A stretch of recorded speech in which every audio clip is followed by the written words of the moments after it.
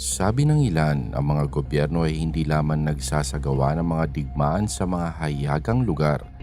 Minsan ang battlefield ay ang isipan, minsan ang battlefield ay ang mismong realidad. Sa buong Cold War, may mga bulong-bulungan ng mga eksperimentong kakaiba, sikreto na hindi kayang ipaliwanag.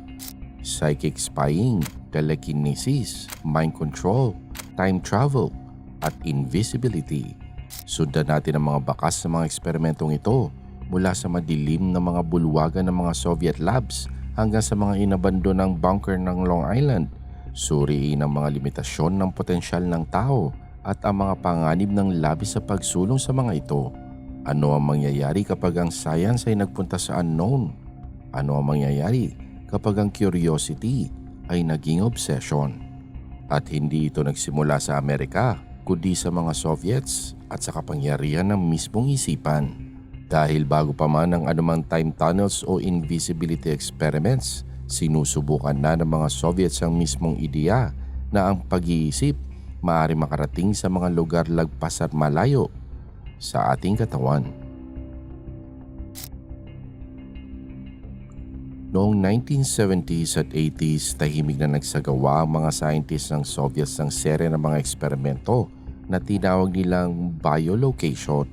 Ang layunin upang makita kung kayang mahanap ng isipan ng mga bagay, tao o pangyayari sa malayo ng hindi umaalis ang silid. Mga sundalo ang test subjects, kadalasan mula sa KGB o military intelligence. Sasabihan sila na ilarawan ng mga lihim na pasilidad, posisyon ng kaaway o mga nakatagong dokumento. Ang ilan ay nakapiring sa mga silid na madilim. Ang kanilang mga kamay ay may mga simpleng devices na sumusukat ng psychological responses. May mga ulat na nagsasabing nakakagulat ang mga resulta.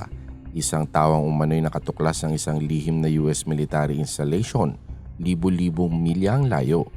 Sapat na ang mga detalye para ikagulat ng kanyang mga superiors. Ang isa naman ay naiulat na nahulaan ng galaw ng mga enemy troops bago pa man ito nangyari. Ngunit may madilim na bahagi ang proyekto. Maraming kalahok ang dumanas ng migraine, hallucinations at paranoia. Ang ilan ay sadyang na burnout at tumanggi magpatuloy. Sinasabi nila na ang labis sa pag-focus ng pansin malayo sa labas ng katawan ay masakit physically, na parang ang isipan masyadong binabatak panipis. Hindi ito science fiction, ito ay ang Cold War. At sa isip ng mga Soviets, anumang ikalalamang nila kahit na tila supernatural ay sulit na pag-aralan. Kung ang pag-iisip ay kaya maglakbay sa buong mundo, paano kung kaya rin itong igalaw ang mismong mundo o baluktutin ito? Doon nagsimula ang mga eksperimento sa telekinesis ng mga Soviets.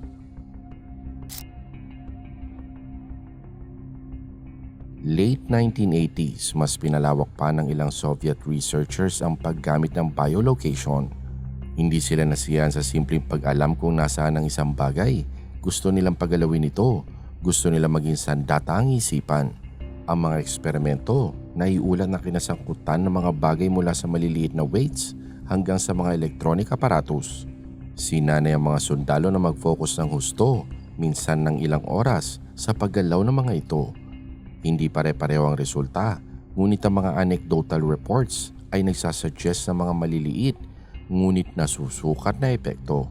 May mga pahayag tungkol sa mga electronic equipments na na-disrupt, mga pintong bumubukas o nagsasara ng hindi hinahawakan, at maliliit na pagsabog ng maliliit na aparato na lahat ay inuugnay lamang sa naka-focus na mental energy. Ang mga telekinetic soldiers na ito ay naging mga classified assets. Sinasabing pinag-isipan ng KGB na gamitin ang mga ito upang sirain ang mga equipment ng kaaway ng malayuan o guluhin ang mga kritikal na infrastruktura. Ngunit may kapalit ang mga eksperimentong ito.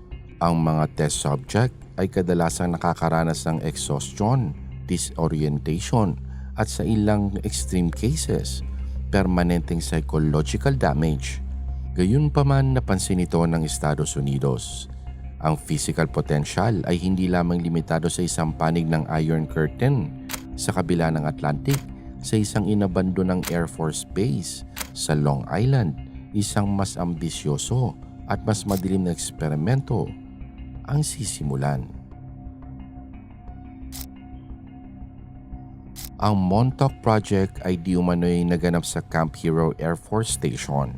Layuning malalimang i-explore ang mind control. Ang sentro ng programa ay mga bata. Mga batang may high psychic potential. Sinanay upang palakasin ang kanilang mga kakayahan. Ang layunin ay hindi lamang pag-espiya, kundi manipulasyon. Gusto ng militar ng mga sundalong maaaring kontrolin remotely. Gusto nila ng kakayahan makapag-project ng kaisipan, magtanim ng mga mungkahi, at maging ang pagbura ng mga alaala. Ang mga testimonya ng mga survivors sa karamihan ay kilala lamang sa kanilang mga pseudonames ay naglalarawan ng mga mind rooms na may mga nakalinyang equipment. Mga batang nakatali sa mga upuan, may mga waves ng electricity na dumadaloy sa kanilang mga katawan at mga tagapangasiwa na nagre-record ng bawat twitch, bawat involuntary reaction.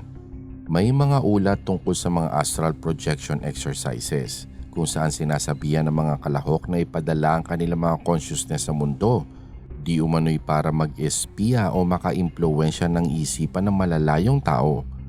At habang ang ilang mga bata ay nagpapakita ng mga nakakatakot na kakayahan, ang epekto nito sa pag-iisip ay nakapanlulumo. Ang ilan ay tuluyang nawala, naglaho mula sa base na walang paliwanag. Ang iba naman ay nagdusa sa panghabang buhay na trauma. Ngunit ang Montauk Project ay hindi lamang tungkol sa pagkontrol sa mga isipan. Ito ay tungkol sa pagkontrol sa mismong realidad. At doon pumasok ang usapin tungkol sa time tunnel. Ayon sa ilang sensational reports, ang Montauk Project ay nakabuo ng isang machine. May kakayahang mag-bend ng space-time, isang time tunnel. Mga sundalo, bata at maging mga bagay ang di umano'y pinadaan sa mga tunnel na ito, kung saan ay minsan lumilitaw sa malalayong lokasyon at sa ibang pagkakataon naman ay sa hinaharap o nakaraan. May mga kwento tungkol sa mga taong nawala o nakatagpo ng mas matanda o mas batang bersyon ng kanilang mga sarili. Hindi may paliwanag na equipment malfunctions, mga aninong gumalaw laban sa laws of physics. Isang salaysay ang naglalarawan ng isang batang naglalakad sa tunnel at bumalik ng may kaalaman sa mga pangyayari ilang dekada na sa hinaharap. Ang isa naman ay nagsasabing nakita ng isang sundalo ang Earth mula sa orbit o ibang dimension nang hindi umaalis sa laboratorio. Science man, ilusyon o kolektibong trauma, ang Montauk Time Tunnel ay nananatiling isa sa mga pinakamisteryoso at nakakagambalang military experiment. Hindi ka panipaniwala ang time travel at ang mga psychic projection, ngunit hindi doon nagtapos ang obsession ng military. Paano kung makakamit din nila ang invisibility at anti-gravity?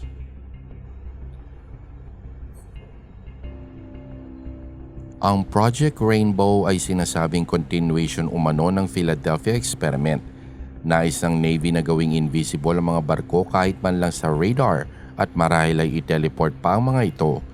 Bagamat nababalot ng usap-usapan ng mismong Philadelphia Experiment, naiulat na nagpatuloy ng palihim ang mga follow-up test. Sinasabing inuulat ng mga sundalo ang mga pagduduwal, disorientation at sa ilang mga kaso, ang pagdikit ng parte ng katawan ng tao sa mga parte ng barko. Dalawa ang layunin, ang strategic advantage sa digmaan at ang pag-explore sa ugnayan sa pagitan ng kamalayan ng tao at physical na realidad. Ang Montauk Project ay maaari nakapagbigay ng mga insights, psychic amplification, temporal manipulation at mind control. Ngunit ang Project Rainbow ay nakatuon sa ultimate goal, ang mismong pagbend sa law of physics. Kung nagtagumpay man ito o nag-iwan lamang ng hindi mabilang na biktima ay nananatiling unknown. Itinatanggi ng militar na nangyari ang mga eksperimento, ngunit nananatili pa rin ang mga dokumento, testimonya ng mga saksi at mga bulong-bulungan tungkol sa mga black ops experiments. Mula sa mga Soviet soldiers na nagpapagalaw ng mga bagay gamit ang kanilang mga isipan, hanggang sa mga batang pinroject across time, hanggang sa mga barkong maaari naglaho sa mga ulap ng electric mist. Ang mga eksperimentong ito ay pare-pareha sa isang bagay, ang walang humpay na pag-aaral at pagtugis ng imposible.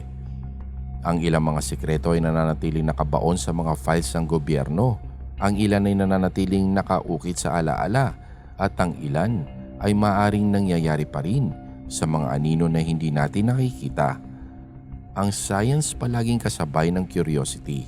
Ngunit kapag ang isipan ay naging sandata, kapag ang realidad mismo ang naging laboratorio, hindi natin masasabi ang mga kahihinatnan. Ang tanong ay, ano ang susunod na mangyayari kapag may isang taong nangahas na itulak pa ang mga hangganan? Huwag kalimutan mag-like at mag-subscribe sa Random Pinas.